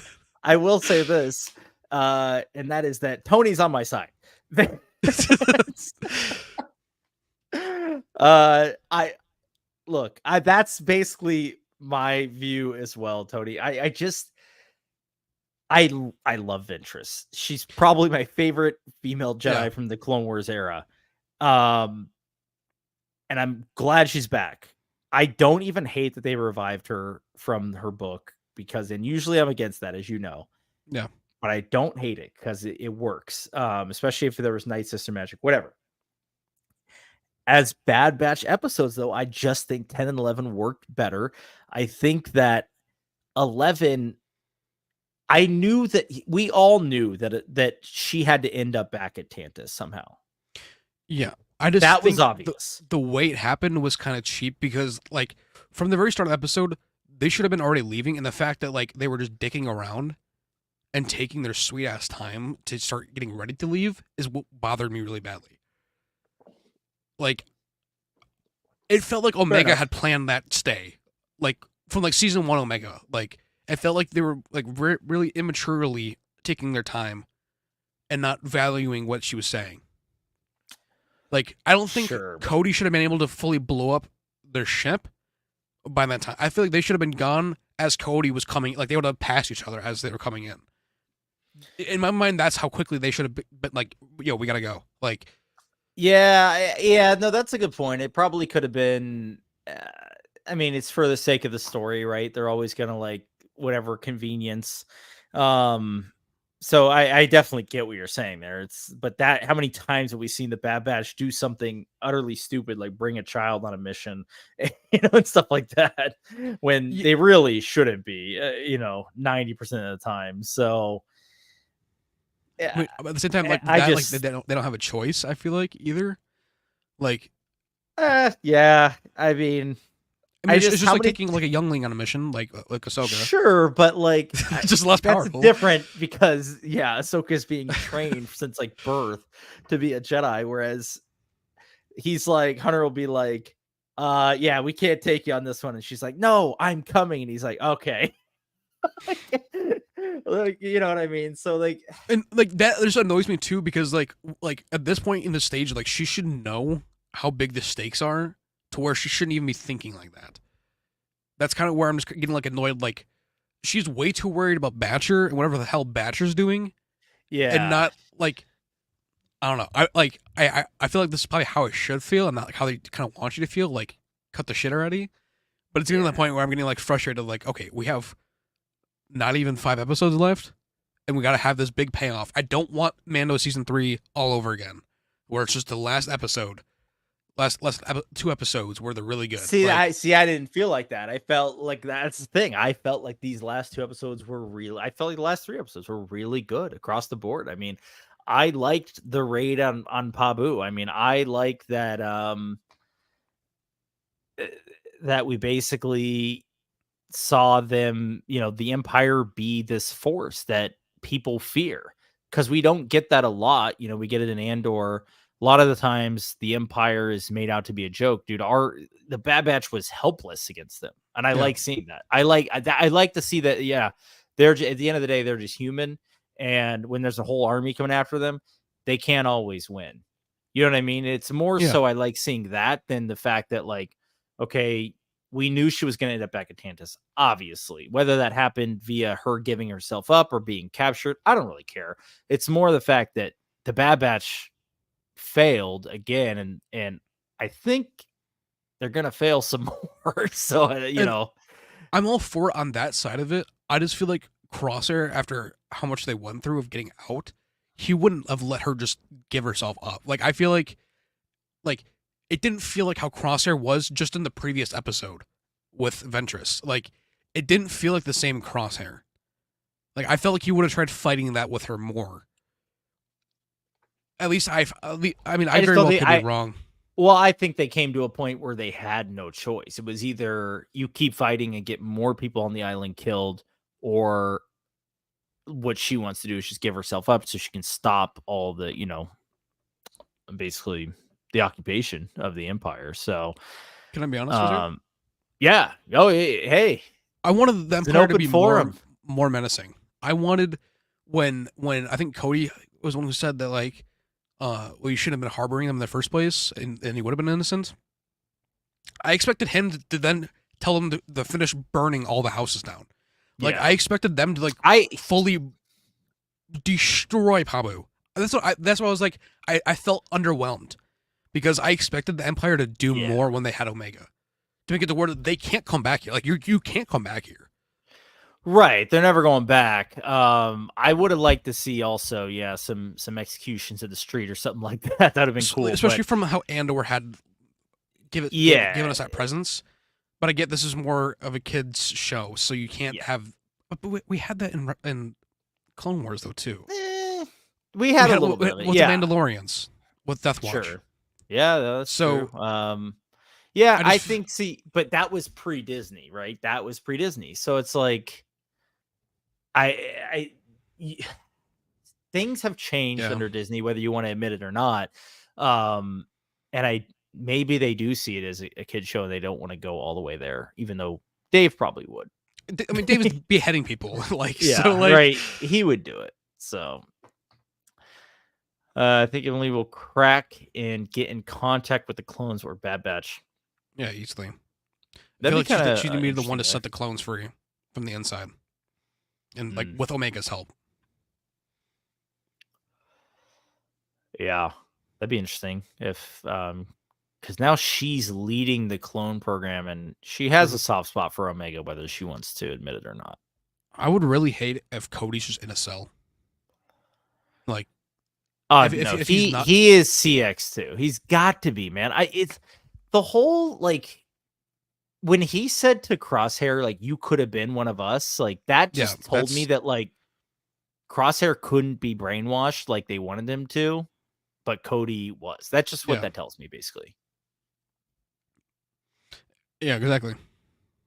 Like, I'm just saying, like if it's not that, if he's just sitting in a cell, just like, I don't know, I just feel like who's gonna take charge? Like, we need to have a known clone that's gonna take charge of all of these clones that are being released, and is going to lead them before they meet up with Rex and everything on the outside. Like, they have to have someone.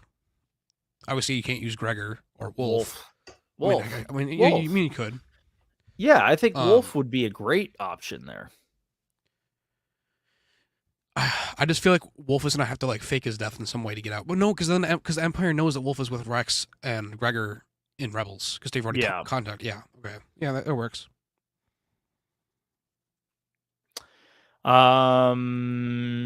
Reginald says, I like Barris. Well, then you are very happy today because we got a whole trailer with a show coming out with her. And I like Barris too. She's cool. So excited to see where that goes.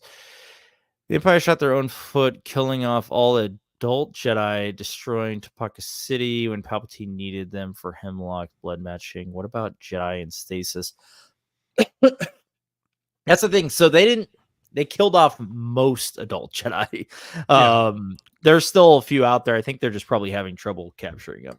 So, and I mean, a lot of them too would rather be captured than be killed. Like a lot of them did give up, and that's how we got some of the Inquisitors too. But majority of them also were they were killed off. But a lot of them too have gone the Obi-Wan route where they're fully disconnecting themselves with it so that they can't be traced or found. Right, and they're. Yeah, it's. I mean, Palpatine could have easily taken Anakin's blood, for example. He could have easily taken Mace Windu's blood or Yoda's blood, but Tony's right. Like, they did shoot themselves in the foot. They should have somehow incapacitated them, and like using the Mandalorian holding cell thing, like the so that like Maul can use his force powers. Like they needed to have some sort of something like that for that to be viable, though. I don't know. I definitely think Tony's right though. That they definitely did like shoot themselves in the foot. Yeah, a little bit. I think they extinguished their main threat though, in a way. So it's like a double-edged sword, right? Like, okay, you got rid of the threat, but at the same time, now you don't have any adult Jedi to utilize for like your plans. So and I'm assuming they already tested all the Inquisitors, and they were all like unable to, like they didn't have the gene to be able to, like, I don't know, their blood wasn't adequate enough, like Omega's is. Right. So if they have all the, like the Grand Inquisitor, for example, like if they have them underneath them, they're going to be testing them too. Because why would they go, like, what waste of time trying to pay bounty hunters and capture this other person that's out there when they can just use someone that's already underneath their control? Yeah, that's a good point. I don't know. It's interesting, man. I'm like, part of me thinks still that maybe her blood can accept midichlorians and she's not actually force sensitive. I don't know. You know, I'm very like, I don't know what they're trying. We don't even know what they're really trying to do, like with the blood. Yeah. So, yeah. The most we know is necromancer. So right. There's a long road to get to that. Right. Still got another 30 years. We're gonna probably get more necromancer in I guess the Mando movie or Dave's movie. Yeah. But yeah, we don't know the full scope of things, and they just, you know, we're gonna get little hints towards it. Probably with the end of with Hantus being decommissioned, with being put out of commission. We're probably gonna see like the abominations that are there, especially if we get that time jump and Thrawn's coming in, and we see like the inside of him setting up shop. If we get the time jump, we're getting something huge. I mean, we're getting like a Zillabeast just chilling in there, like something, man. Something big. I don't know what it's gonna be, but it's gonna be something big. So you got to think too, though, Joe. Like if the Empire just abandons ship and just dips, like if they just get out as fast as they can because they're being overrun, when Thrawn comes back, all that armor is still there. All of like the Zillabeast clone trooper armor that they're making and the stormtrooper armor that they're making is all still gonna be there. So Thrawn will have the means of supplying an army. Right, just like he did in Legends. So yeah. Like imagine if Thrawn gets control of a Zillabeast with that armor that they had, like where it was like constantly evolving. Like if good luck. I don't know. I could never see Tony also speculating about the like... I don't think he's gonna write it, but yeah, the armor is the armor is what it comes down to. Diamond Figs. I just wanted to shout you out, man. Thanks for joining. Looks really promising. I believe you're talking about the Tales of the Empire. Yeah, and I couldn't agree more. We've talked about it a lot already, and I'm very, very excited for it. And I think Caden is too, right? Yeah, we are like pretty hyped. So, dude, that Thrawn model in Clone Wars style is huge. You think Vader recognizes Barriss? Yeah. Look at that. Thanks for the super chat, dude. Appreciate that. I think Barriss, maybe through like Vader's red lenses, will like recognize his eyes or something like that. But if Barriss dies by the hands of Vader, I think like even like Anakin might like taunt her. Yeah, I don't even think it's a question. Like Vader definitely recognizes Barriss. The question is going to be, does she recognize him back? Which I think it'd be cool if he just straight up told her like right before he kills her, because I really hope he kills her.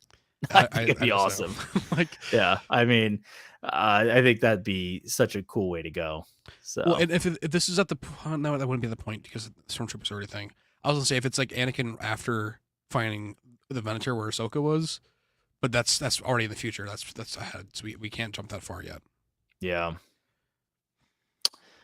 Dude, I don't know. That's gonna be a really, really cool show. But I'm still hoping that with the end of Bad Batch, we will get that time jump though of Thrawn coming into the Tantus and like taking it over. Because like when you said that, dropped that earlier, yeah. I mean, that is like I will seriously be unsatisfied now if we don't get a time jump at the end of Bad Batch.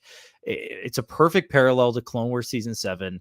It could lead us into this Mandoverse movie so well if we get the time jump. Thrawn arrives at Tantus, man. It is like, it's a decommissioned base, and he is taking control of it. I mean, I think I would really love to see it being like overgrown and then just seeing like the shadow of the Chimera, the like Chimera, on like the God, treetops, like incredible. just like. Then he walks in there and sees this guy. Just sees doors. Just with 8 abs. He's like, what is this?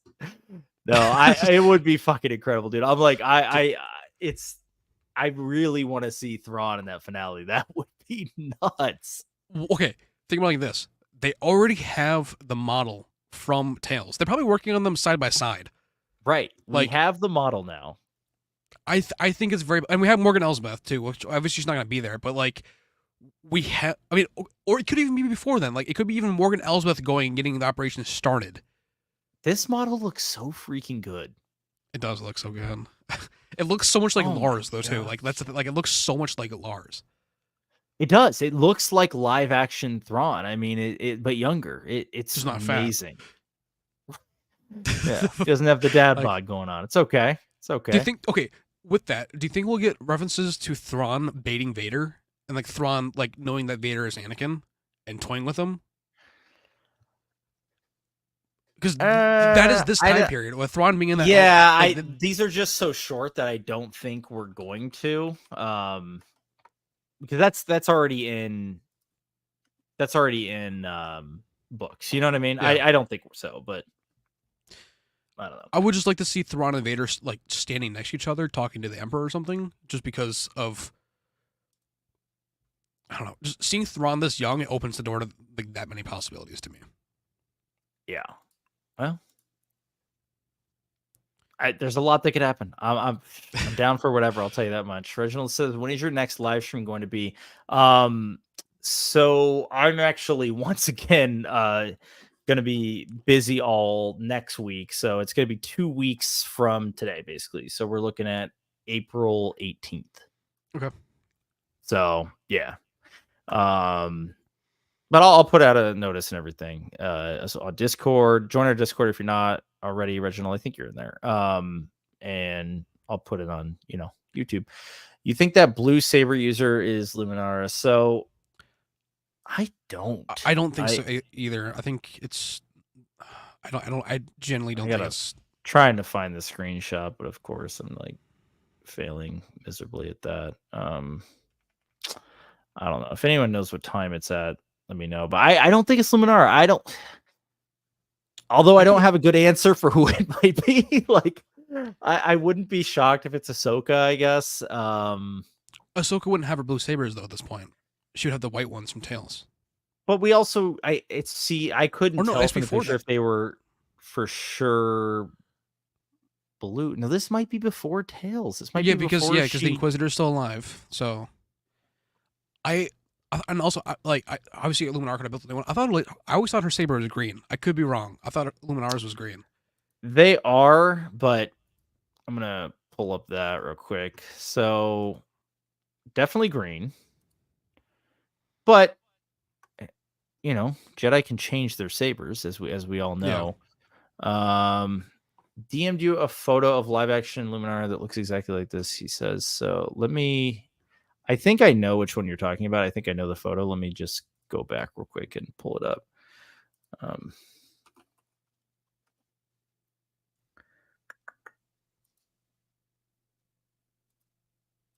This might take me a second, but I don't know who else it could be. So I'm gonna leave that unknown for now, I guess. But it could be Ahsoka if I guess it takes place before the. I'm just because she left her sabers. Like when did she left her sabers? No, she left her sabers there at the she would be saberless at this time because she gets her crystals from the Inquisitor that she kills in Tales, which is going to be after. So I think it's definitely not Ahsoka. Fuck, who would it be then? Assuming he's saying that he's assuming Luminara loses her blue light or her regular lightsabers during. I mean, definitely could. Do you think that she'd rebuild her sabers, or do you think that she would, like, if anything, she would step away from rebuilding it because it'll only give her away? Because we know Illuminara is dead before Rebels. That's already confirmed because they're already using Luminara's essence to lure in Kanan. So, I mean, that'd be insane if she did come in though too, with it being with Barriss. I'm trying to get in to see this photo, but I've never logged in Instagram on my computer. Let me tell you that right now, and I'm sorry about that, Will. So let me take a look here and see what I got in my phone. Do you have Discord on your phone? Huh? So if you just take a screenshot of it on your phone and then send it to yourself on Discord, or send it to like our chat in Discord, then you can pull it up on your computer too.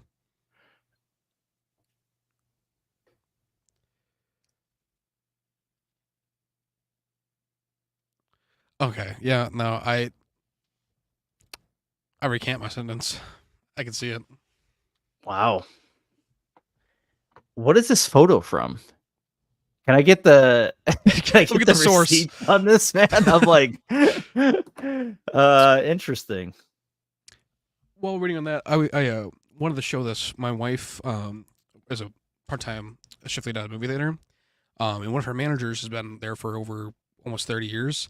And she has the original Phantom Menace 3D glasses from 1999. And let's see those suckers. These are really cool. And on the side, it has Maul. Love it. And on the other side, it just has it like in the real 3D. But like these are from 1999. They're a little scratched up, but they're like insane. That like, to be honest, I didn't even think that like 3D was a thing back then. Like just because of like growing up on VHS. Well, didn't the 3D re-release was later. The 3D release, when did that come out? 3D release.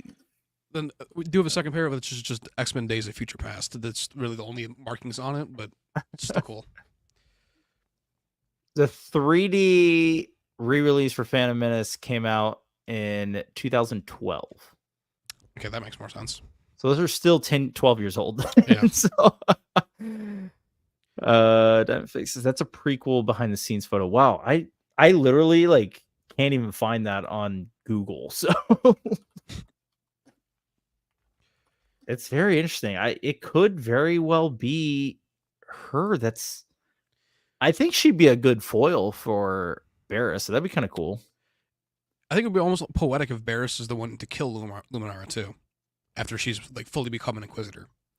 Yeah, but in the end, I still want Anakin or Ahsoka to kill Barriss. Yeah. I don't want Luminara to kill Barriss. No. I want Luminara to be killed by Barriss. Yeah, that'd be cool. But at the same time, I think Luminara is a little bit too powerful for Barriss to kill her, even with being an Inquisitor. When you give into the dark side, though, you know, you do gain new strength, you gain new power, and I think that could be kind of her, like her. I mean, we're not going there. We're not going there. I'm just saying Barriss could, you know, give in fully to the dark side, and by killing Luminara, that's how she actually completes her transition to an Inquisitor. It's possible. I'm all for that. Hell yeah, I'm all for that. That sounds awesome. For that. I'm all for this too. Vader takes his helmet off, revealing Anakin's burnt face, and tells Barriss, "You remember me? This is Sword Ahsoka." It's a little much, but at the same time, I don't want him to take his helmet off. I can see a variation of it, but I do want him to tell her, like, "Yeah, you remember me? Like, I'm Anakin," and then he just freaking kills her. It'd be cool. I would want Anakin to be like, he would be like telling her like about like him and her fighting in her room in the temple, and him like referencing that, and then her like piecing it together, and as she pieces it together is when he kills her. That'd be cool. Once she figures it out. Yeah, we don't want her to stick around. No, I feel like she has to be gone by the end of her 3-episode arc.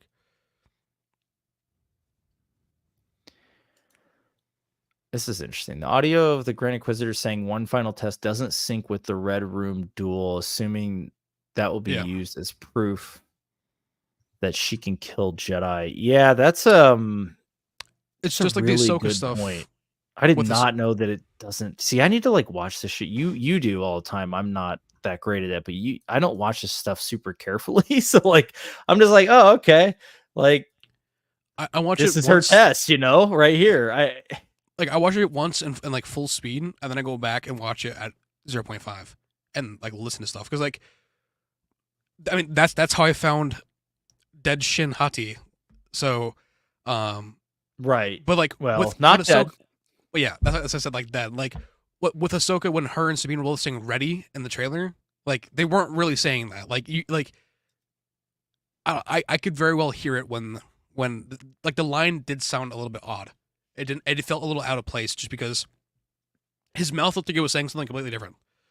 So, well, okay, yes.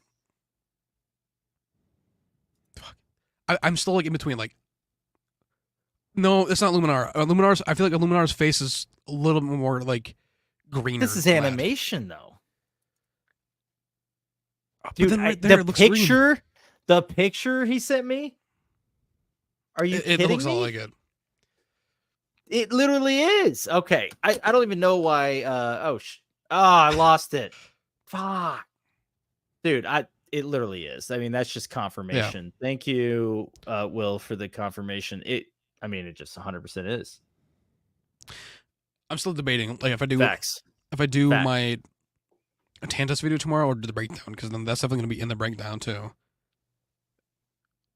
Oh yeah, when you do your breakdown, we'll definitely do the Tantus video because I think that's the way to do it.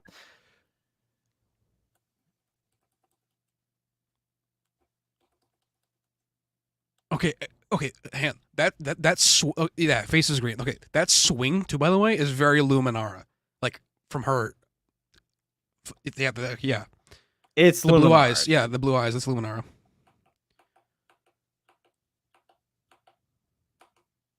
Wow, great find. Love it. Damn well, thanks. Love it. Thank you, Diamond Figs. That's insane. Yeah, I mean, Jesus, this is why I need to watch this stuff more carefully, I guess. So. Okay, so right here, do you think that's Palps, right? That like look at the head. Like when the Super Battle Droid goes away, look at the head. It very well could be a Dathomir, but that looks like Palp's cloak, right? Like the top of it from like how it looks in Bad Batch. Kind of, but this is definitely on Dathomir because that's the only Clone Wars like battle we're seeing.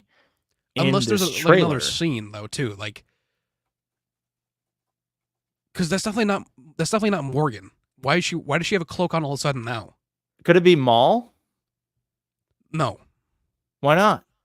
When did? Okay, it could be, but I doubt it. I really doubt it. Who ends the conflict in Son of Dathomir? Give me 5 seconds here.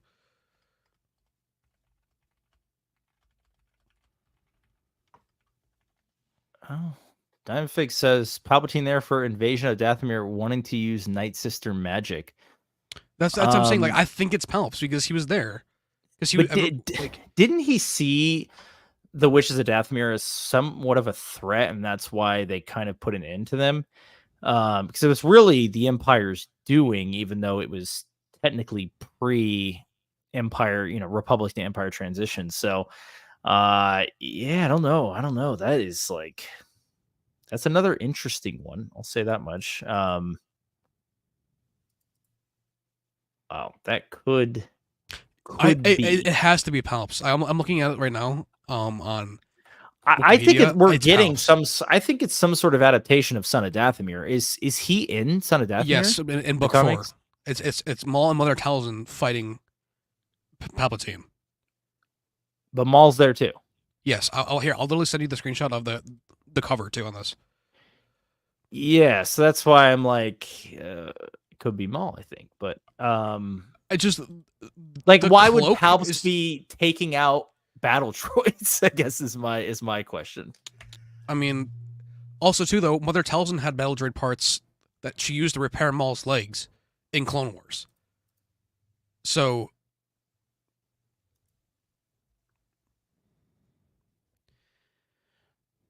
there you go. I don't know. I don't know either. So, let's put it this way. I think it's Maul or Palps. Then, you know what? Flip a coin because I think it's either one. All right. You want heads or tails? I'll take Maul. You'll take Palps. We'll see. All right. 1 month. 1 month. We see. There's 2 Inquisitors there for that battle. One running at them and one holding the 2 blades is the fourth sister. Yeah, I noticed there was the fourth sister there. The one in the background. Neither of them die. Yeah, because we see them in Kenobi. Right. I think the one in the background is either Marok or it's Barriss, because like there is some sort of helmet that's wearing. Could that be where Marok dies for the first time? Could be, but then also, how does he come with Morgan Elsbeth then? I feel like Marok that battle's taking place. It's true.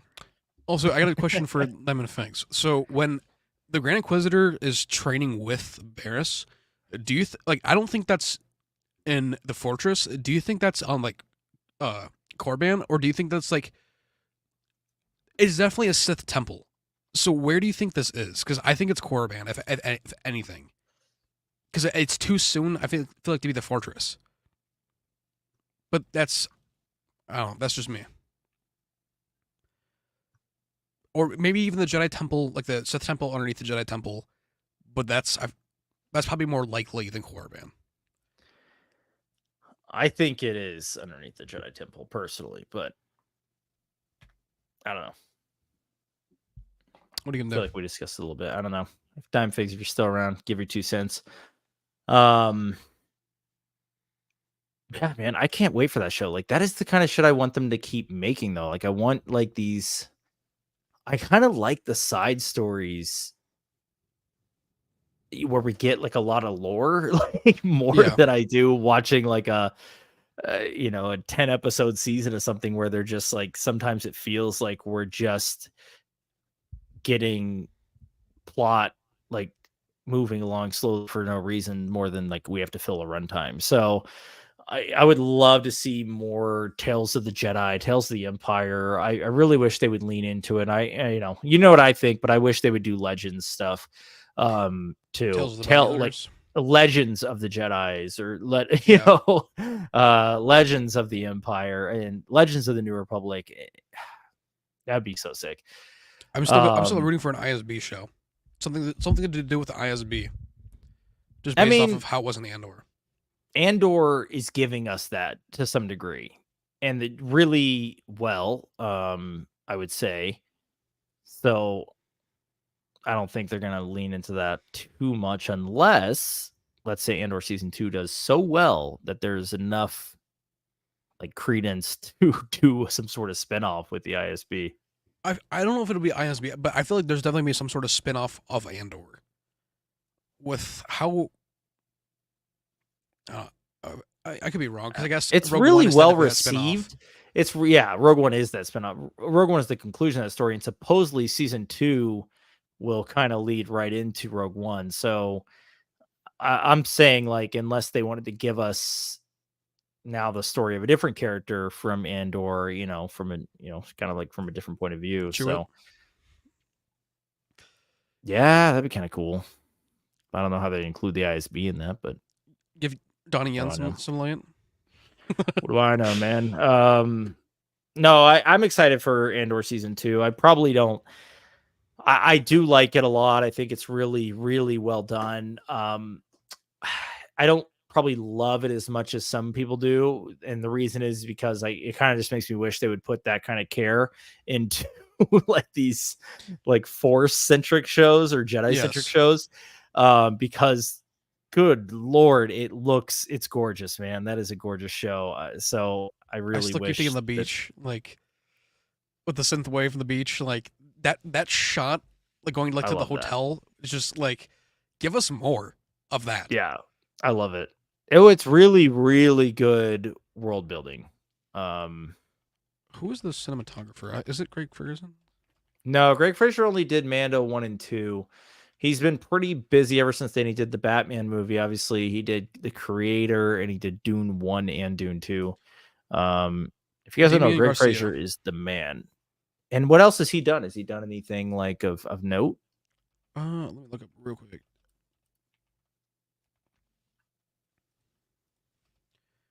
Sorry, 1 second. It's being weird.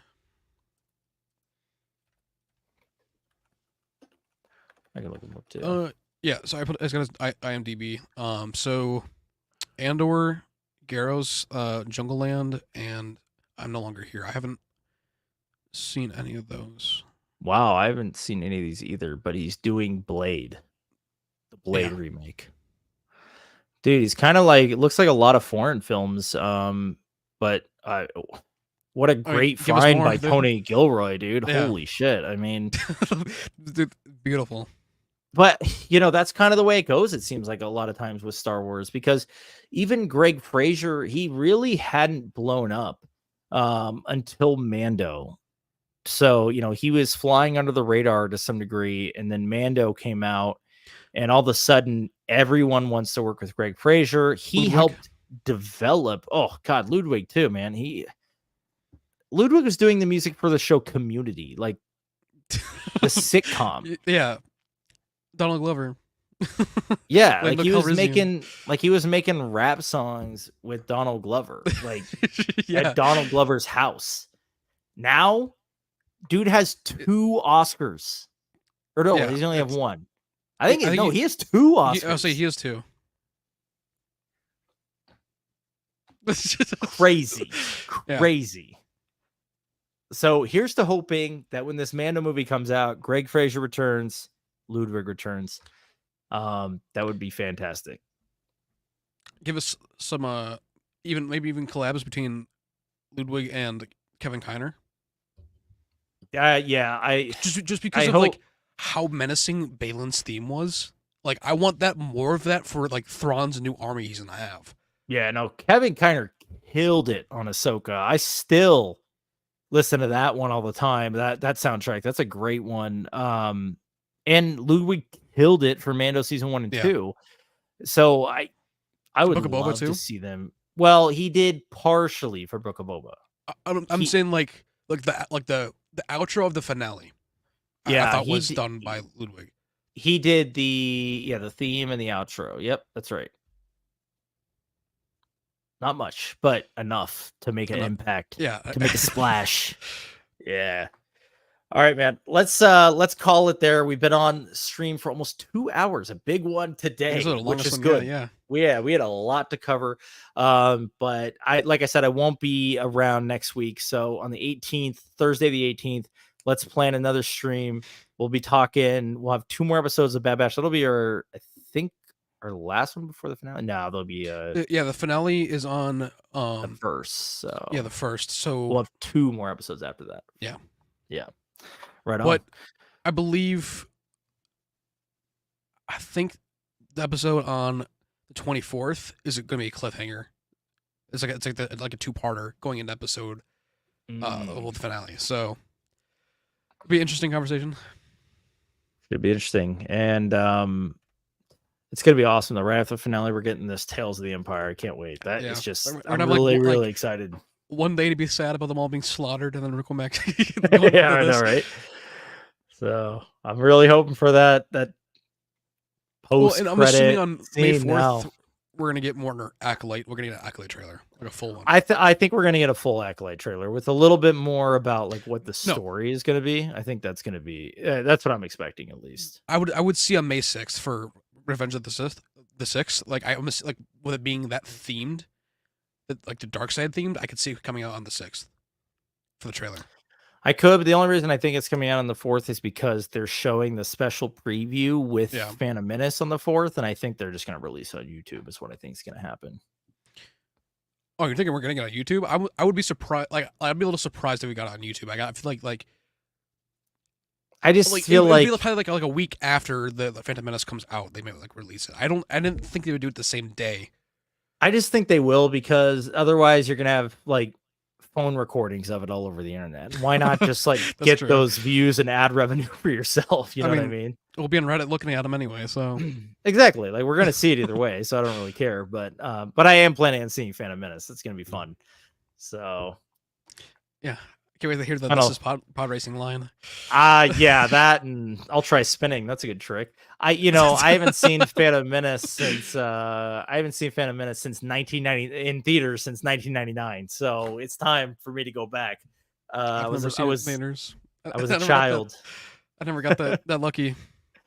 The only I think the first movie I remember seeing in theaters, like superhero or like sci-fi, was either the first Iron Man or Spider-Man 3. I think it was Spider-Man 3.